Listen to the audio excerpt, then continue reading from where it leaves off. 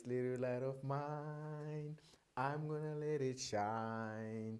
This little light of mine, I'm gonna let it shine, let it shine, let it shine, let it shine.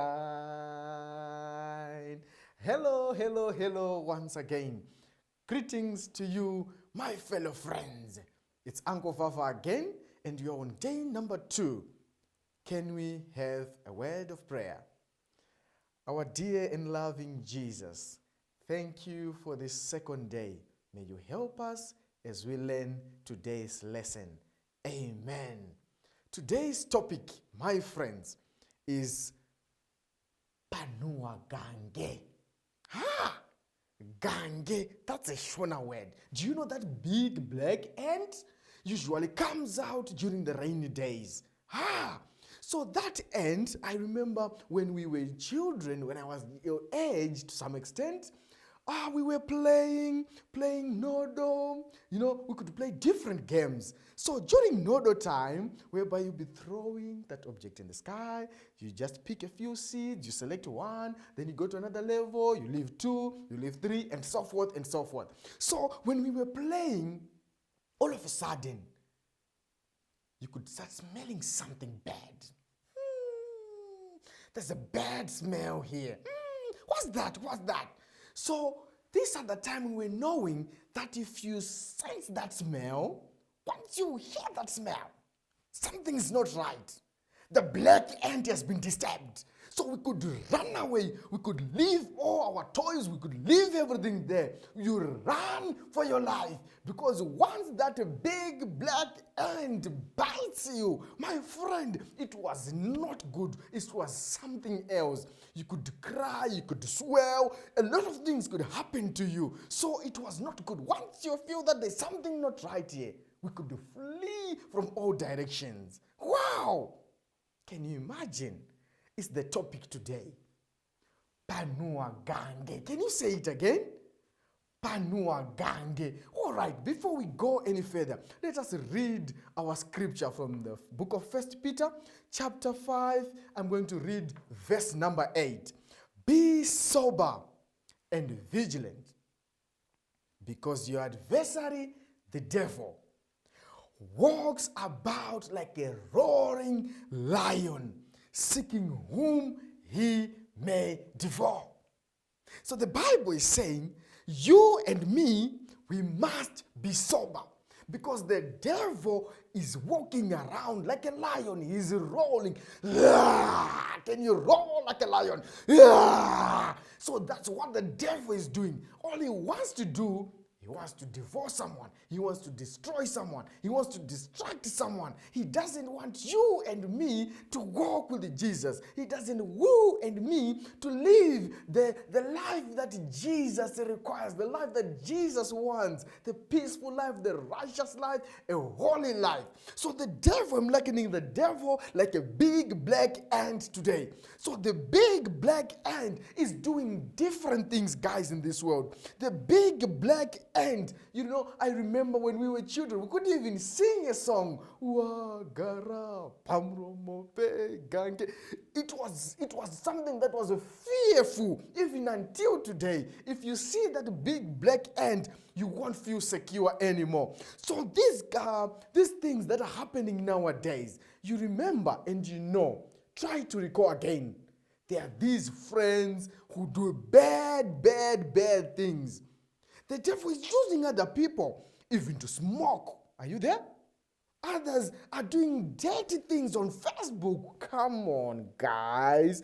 Come on. Panua Gange. Iwewe ivai papo. I remember when we were young, we could not stay at such a place. It was a bad, very bad place. Oh, this world, there are different people. There are good people. There are bad people. And the devil sometimes even uses people to reach to other people. You know that. But what do we do? What can I do as a child? You need to flee away from a place that this big black ant is smelling. Are you going? Are you listening? Are you understanding what I'm saying? Guys, you need to flee from that big black ant before it bites you. Stop associating with that bad friend. You know her. You know him. Run away from that. Stay away from that. Because they will distract your peaceful, your righteous, and your holy life. Are you there? Do you promise me that when you smell this big black ant, you will run away? Are you promising me that you will live the life that God wants you to live accordingly? If so, can we just smile? Smile? Are you there? Oh, yes, you are there. Let me pray for you before I leave today's lesson. Let's pray. Thank you, Jesus, because you love us.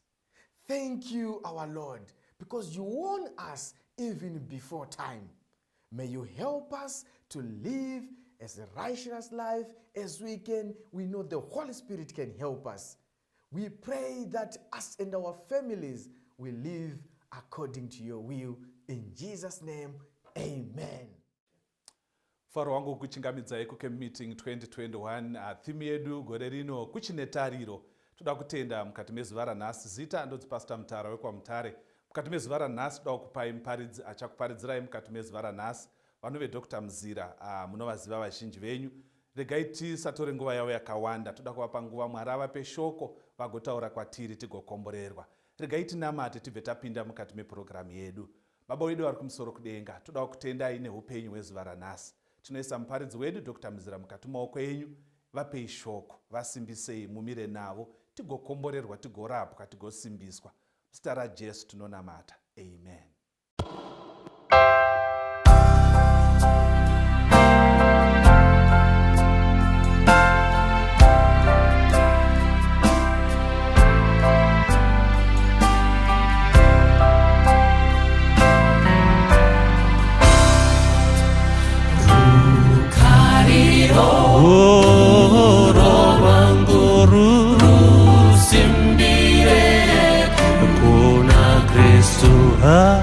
Handida wirine munuasi uzitara Jesu dinomira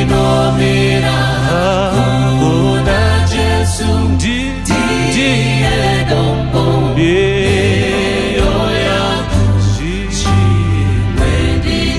dicha yuraza kuti evangeli matsitsi dzake nogarira imomo mumepo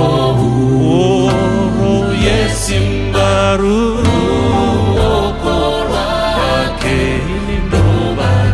ini ndinomira kuna Jesu ndiye dombo neyo yangu chene ndichanyura kuchirangano chake ichonde chitsezo chero karo zvinondipa iroro simbiro pakati pematambudzo yene ndinomira ikoko na Jesu ndiye dombo neyoya yene ndinganyura ipo apo eanenge oyanetsuri chazorizwa ine ndinoda kuti ndimire na Jesu ipo pamuchiwake ine ndinomiraho na Jesu ndiye dombo yeneyo yangu chene ndechanyura zangu ndinomira ikoko na Jesu ndiye dombo yeneyo yangu chimwe chanyura zvangu.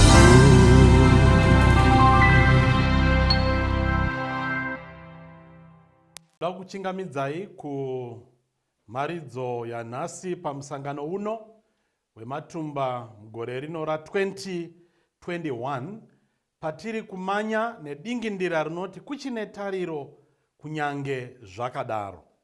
Ukahwa munhu ari kuti kuchine tariro kunyange zvakadaro, zvinopa pfungwa yekuti zvinhu zvisina kumira zvakanaka. Panga paine matambudziko, paine kurwidzana, paine zvinhu zvisina kumira zvakanaka, asi kunyange zvakadaro tariro inowanikwa pasituation yakadaro. Nguva ino toda kuti tidzidze pamusoro wenyaya unotiwo rudo mumusha. Allow me to say, kana misha yedu, dzimba dzedu dzakamira zvakanaka, mine rudo, even the world at large inogara zvakanaka nemhaka yekuti mumba mune rudo. Munhu ari kubva mumba musina rudo akaenda kunze uko, zvaanosangana nazvo anogona kuita hasha, anogona kuita zvisingafungidzirwi nemhaka yekuti kumba hazvina kumira zvakanaka. Asi kana kumba zvakamira zvakanaka, panyaya yerudo zvose zvinofamba zvakanaka. Zvakakosha kuti mukati menguva ino musangano wematumba tiine COVID-19, tiine other challenges, tiine national lockdown iyoyi, kunyange zvakadaro rudo mumusha ngarwanikwe. Toda kudzidza kubva kuna Deuteronomy 13 ndima yechina. Deuteronomy 13 ndima yechina. Ndichaiverenga panapa. Inotiyo, wanano ngaikudzwe navose, nenhoo ngairege kuva nemhosva, nokuti Mwari achatongesa mhombwe nevanofeva. Mwari denanga arikufadza kuverenga kweshoko rake. Munguva ino hatina nguva yekutaura zvakawanda-wanda. Toda kungotsimbidzira nyaya yekuti wanano ngaikudzwe navose. Yeupombwe inotongodawo iri nyaya yakazvimirira. Wanano ngaikudzwe navose zvinomborevei? Kana tiri kutaura pamusoro pewanano, tiri kuverenga mukati meshoko raMwari, wanano iri pakati pemunhurume nemunhukadzi. Saka Mwari kana panapa ari kutaura pamusoro peinonzi wanano, inonzi svitsa pamberi paJehovha, iripo pakati pemunhurume nemunhukadzi. Tadaro Mwari anobva ati izvo panapa, wanano iyi ngaikudzwe navose. Vose, it's inclusive. Inobata mai, inobata baba, inobata vana, inobata maneighbors, inobata vekubasa, inobata vekuchikoro, inobata anongonzi munhu akasikwa nemufananidzo waMwari. Having said that, Mwari pano anobva ati izvo, wanano ngaikudzwe nemunhu wose. Muchaona iko zvino imwe misha yakuputswa nekuda kweeducation. Mumwe adzidza kudarika mumwe, obva ati aina ndichagona kugara newe nekuti hauna kudzidza. Vamwe vakurambana nekuda kwemawork commitments. Iwe basa rawina harina mari yakawanda kudarika yandinayo. Regai nditi pano Mwari ari kuti izvo, wanano ngaikudzwe navose. Ende muchaona kuti izvo, nyaya yekuti ngaikudzwe navose zvinoda total commitment. It's not a temporal union, it's a permanent union. Zvinoda kuti iwewe neni tive committed mukati mewanano. Muchaona kuti kune vamwe vakupinda mukati mewanano nokuda kwekuti vari kuda kutsvaka mari. Vanonyanyoda mari kuda murume, vanonyanyoda mari kudarika mudzimai waari kuroora, vanonyanyoda mbiri nemotikari nezvakawanda kudarika munhu waari kuroora. Nechikonzero ichocho zvinokonzera matambudziko akawanda. Mamwe matambudziko andinosangana nawo samarriage officer ndeyekuti izvo, pamwe pacho unoona ana mbuya vanoti usaroorwa neuyuyu nemhaka yekuti haana mari. Vamwe ana mwene vachiti usaroora uyu nekuti haana mari. Vanosvika vakuita matambudziko kana vakaita go ahead vakaroorana panoitika matambudziko makuru. Ndosaka bhaibheri pano Hebrews ari kuti izvo wanano ngaikudzwe navose. Tikafambira mberi tichienda kuna vaEfeso. VaEfeso chapter 5 verse ya 22. VaEfeso chapter 5 verse ya 22 uchitaura kumadzimai inoti, imi vakadzi muzviise pasi pevarume venyu chaivo, sezvamunoita kuna She, nekuti murume musoro wemukadzi, saKristuwo musoro wekereke, iye amene ndiye muponesi wemuviri wedu. Ari kuti izvo to the ladies, imi vakadzi zviisei pasi pevarume venyu chaivo. Kwete murume wopa next door, kwete murume wekubasa, boss wekubasa, kwete director wekubasa, asi hanzi pamurume wako chaivo chaivo. Maimboona kuti zviri nyore here kune mamwe madzimai kupa respect kune munhu wepa next door asingapi respect kune murume wake. Kana vashanyirwa isiri COVID-19 vari kupiwa chikafu, murume agara anopiwa muchiplate chisingaite, mukapu isingaite, asi muyenzi auya anopiwa mune the best plate iripo. Zvikanzi izvo panapa naveEfeso chapter 5 ndima ya 22, imi vakadzi zviisei pasi pevarume venyu chaivo. In other words, zvakakosha kuti tizive maroles edu o mabasa edu sevanhurume, mabasa edu sevanhukadzi. Panimwe semina ndichiita, mudzimai akasimudza ruoko akati kunyangwe varume vari musoro yemba, inini ndini bhareta racho. Zvinoreva kuti izvo anga ari kuti kunyangwe ari yemusoro wemba, ini ndini bhareta ndiri pamusoro pemusoro wake. Mumwe ndiye akazoti akunyangwe akava musoro wemba, ini ndini huro yacho. I'll decide kuti achaenda kurudyi here, achaenda kuruboshwe here. Shoko raMwari panapa rati iro, imi vakadzi zviisei pasi pevarume venyu, nekuti murume musoro wemba, saKristu womusoro wekereke. Muchaona kuti Kristu paakaya pano panyika, chinangwa chake chaiva chekutsvaka nekuponesa vakarashika. Ende ukama huri pana Kristu nesangano rake ndo ukama hunofana kuvapo pana baba namai vakaroorana. Ende hensi Mwari pana ari kuti izvo, imi madzimai zviisei pasi pevarume venyu chaivo chaivo. Muchaona ukazviisa pasi pemurume wako chaiye, kunyangwe salari yose inouya, zvose unova in control nemhaka yekuti watora rolo yako, watora chinzvimbo chako samai. Regai tiende mberi tione vaEfeso chapter 5 verse ya 25. Inoti kudii yakanangana nevarume. Inoti, imwi varume idai vakadzi venyu Kristu sezvaakada kereke, akazvipa nokuda kwayo. Mukaverenga shoko kubva kuna Genesis kuna zvakazarurwa, ane right, ane kodzero yekuda murume. Zvikanzi murume, varume idai vakadzi venyu. Hazvina kunzi idai vakadzi vepa next door. Hazvina kunzi ida secretary wekubasa kwako. Hazvina kunzi ida subordinate ari kubasa kwako. Asi hanzi ida mukadzi wako sezvo Kristu akadawo kereke yake. Regai timboona kuti Kristu akambodini. Kristu paakabva kudenga kwaive nezvose, akasiya zvose zvakanaka, akasacrifice kunyangwe upenyu hwake kuitira kuti mudzimai wake kereke aponeseke. Akapa zvose upenyu hwake kuitira kuti mudzimai kereke irarame. Saka ndiri kuti izvo panapa, varume ngatide vakadzi vedu. Muchaona kuti kwaakabva kumba kwake achiuya kumba kwenyu, kwakusina kuti kwakusina pekuvata kwaari kubva, kwakusina here chikafu kwaakabva, kwakusina here mota kwaakabva. Chakaita kuti abveko imhaka yetaipi yerudo yaakashayiwa, yaakawira kwauri. Ouya oita mufakosi, oishayiwa kumba kwavo, akaishayiwa kuno oishayiwa. Munhu opinda pazhara yerudo nekuda kwekuti pane asina kuda mukadzi wake. Zvikanzi neshoko raMwari, imi varume idai vakadzi venyu. Munoona Mwari zano remuchato, Mwari anorifananidza ukama hwake nesangano.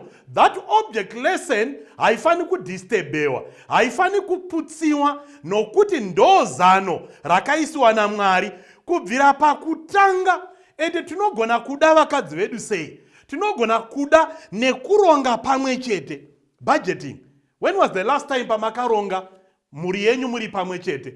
Tatambira mari yakati, mwedzi uno tichadyei, tichafukei, mari yedu tichaispenda zvakadini, tichaipambadza takadini. Mukaronga muri pamwe chete, kuratidza rudo neumwe chete semhuri. Kuronga even pamusoro pevana.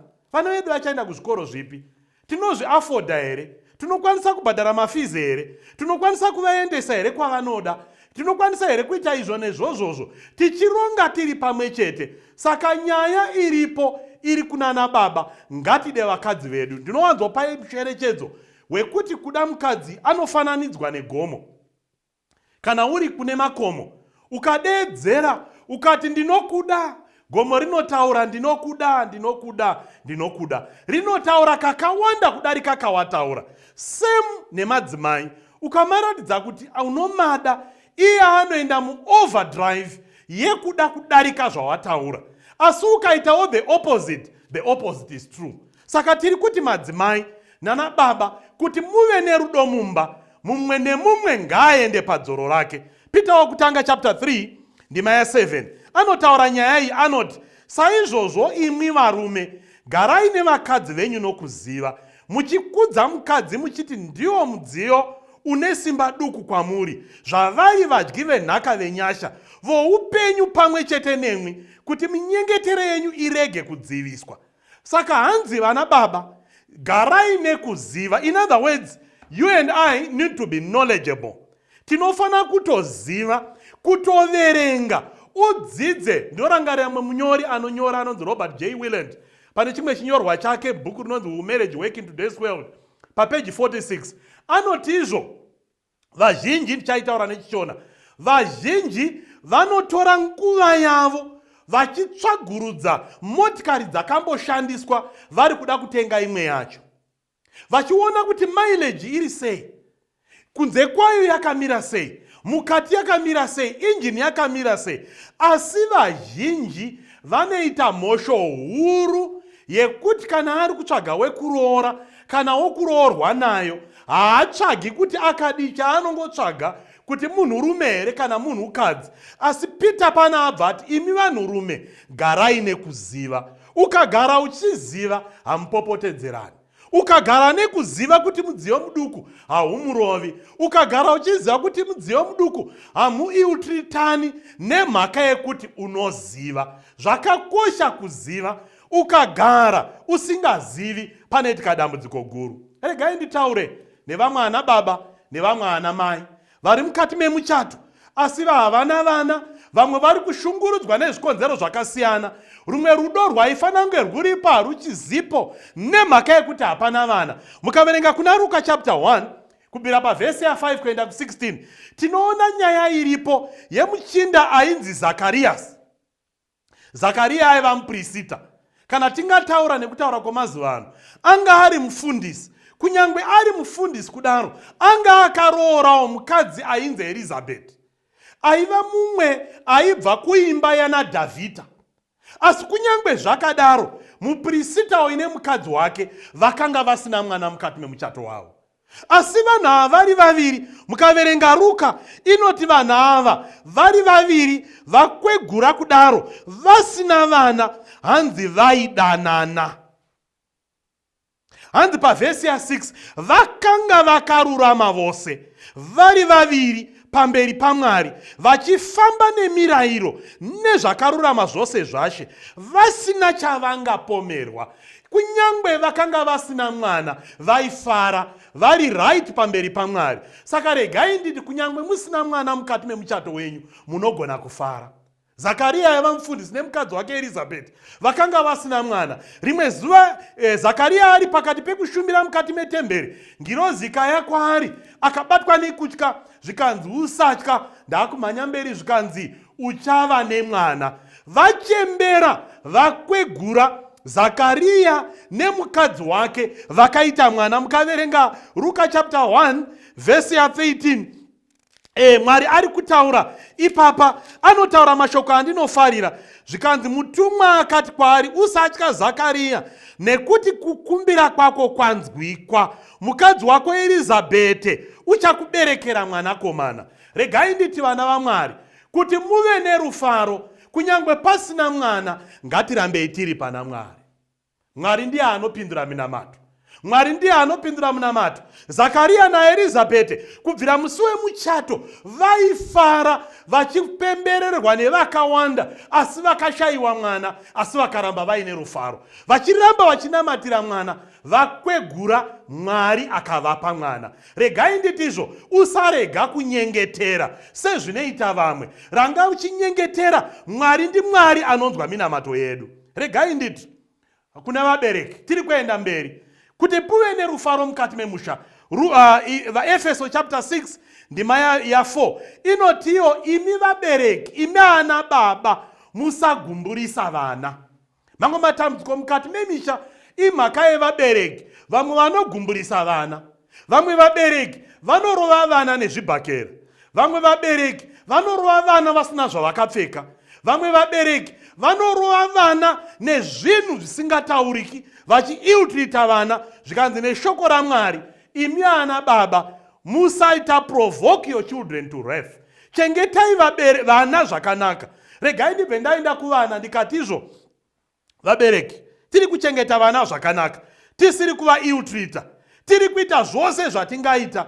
Regai nditizvo, zvakakosha. Kune vamwe rimwe dambudziko ratinowana, vana vachata, mwanakomana akasiyirwa imba nevabereki, asi mai vemukadzi vanogona kuti hatidi kuti muinde kunogara uku, indai munotsvaga imwe imba, musagara apa. Voshungurudzika, vodzika mavaenda kwavasingagoni kuafodha.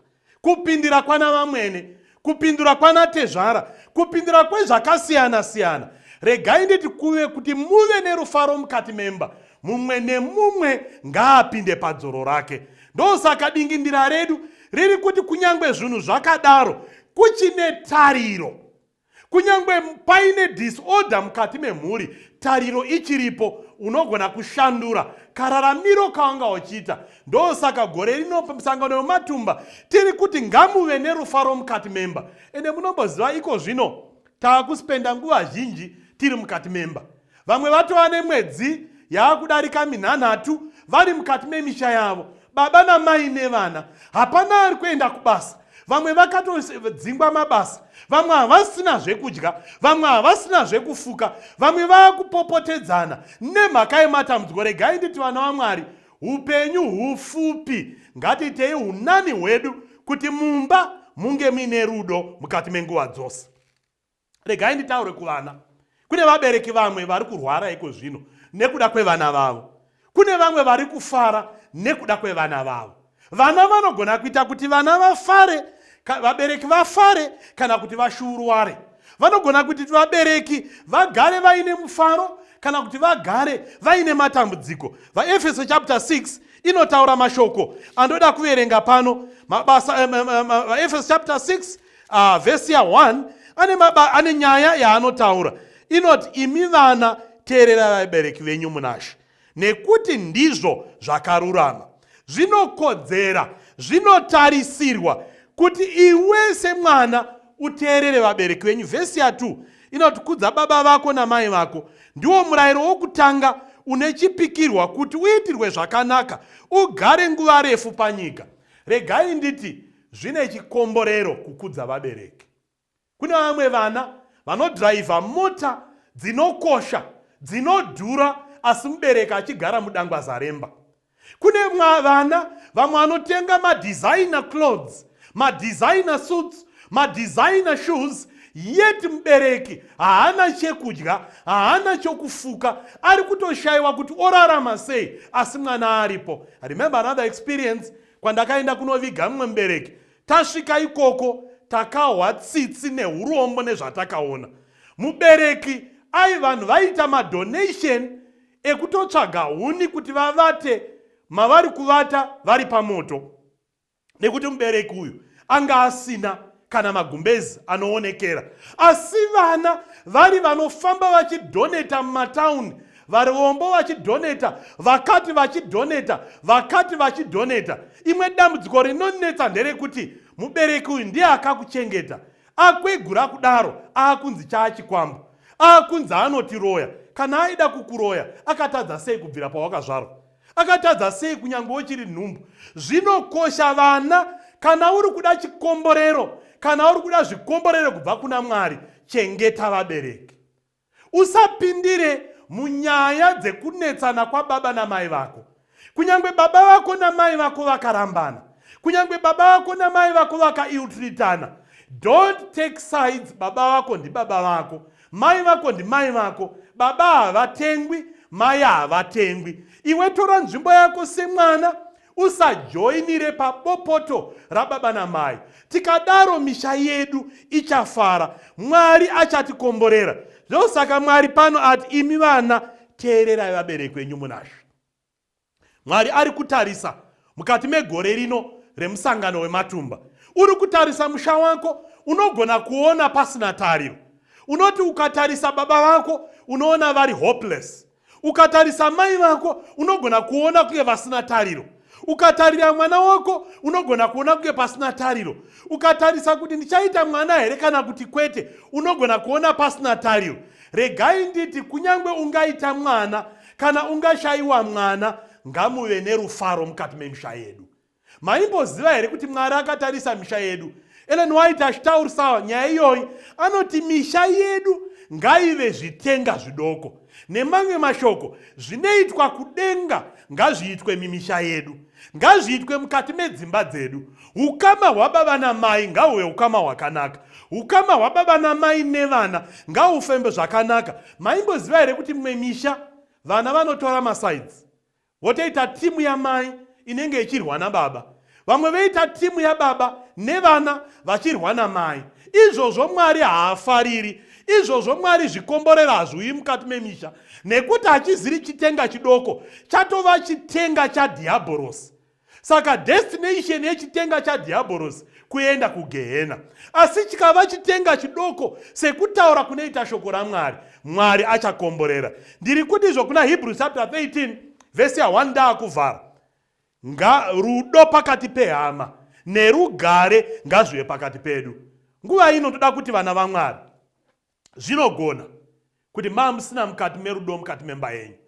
Wanga wakutofunga zvekuramba mukadzi wauinaye, wanga wakutofunga kuramba murume wauinaye, wanga wakuramba kusaita reconcile nevanakomana vako, wanga wakusironga kuita reconcile nevanasikana vako. Asi regai nditi vana vaMwari, nekuda kwaKristu Jesu ngatigone kuwadzana, tidzokedzane, nekuti denga ratiri kuenda idenga rimwe chete. Kana tikatadza kuwirirana tichiri kuno kwedenga, tingazowirirana here taakune rimwe divi? Regai nditi vana vaMwari, zvinogona kunge marriage yako yakadisturbwa asi pachine tariro. Unogona kunge wakaita unequal yoking, iko zvino waakuchema, waakuungudza asi pachine tariro. Vana vasingateereri asi pachine tariro vanogona kutanga patsva. Muchato zvinhu zviri kunetsa, munogona kutanga zvakare patsva. Mwari akukomborerei, Mwari akubatsirei. Tiite semuchinda uya akati vaponeswa zvikanzi, Ishe ndaponeswa pamwe chete nemhuri yangu. Tiite sezvakaita Noa, haana kuponeswa oga, akaponeswa nemhuri yake, nevana vake, nevaroora vake, nemhuri yose. Chikonzero, maiva nerudo mukati memba, vairarama chiKristu mukati memba. Tikararama chiKristu mukati medzimba, kunyangwe corruption yatinotaura kunyika haiwanikwi, kunyangwe kuurayana hakungawanikwi, kunyangwe matambudziko akasiyana siyana anoshayikwa nemhaka yekuti taenda pana Jehovha. Mwari atikomborere, Mwari atibatsire. Toda kunamatira avo vari mumatambudziko, toda kunamata neavo vari kufamba zvakanaka mukati meupenyu. Ngatinamatei pamwe chete. Baba vedu vari kumusha kumusoro kudenga, toda kukutendai nechidzidzo chamatipa mukati megore rino musangano uno wematumba, kuti tigone kuva nerudo mukati memisha yedu. Wanano ikudzwe navose, wanano iitwe kuti irespectwe nemunhu wose. Muve nerufaro pakati pababa namai, rufaro ana baba, mai nevana nevavanogara navo. Misha yedu ive zvitenga zvidoko. Pamunoponesawo vamwe, nesu mutiponesawo. Kune vamwe vari mumatambudziko, pindirai mukati memichato yavo, pindirai mukati mevana vavo, pindirai mukati mevarume vavo, pindirai mukati mevakadzi vavo. Pamunoponesa, mutiponese tiri pamwe chete. Tonamata zvose tichipota nezita raJesu anogara nekusingaperi. Amen.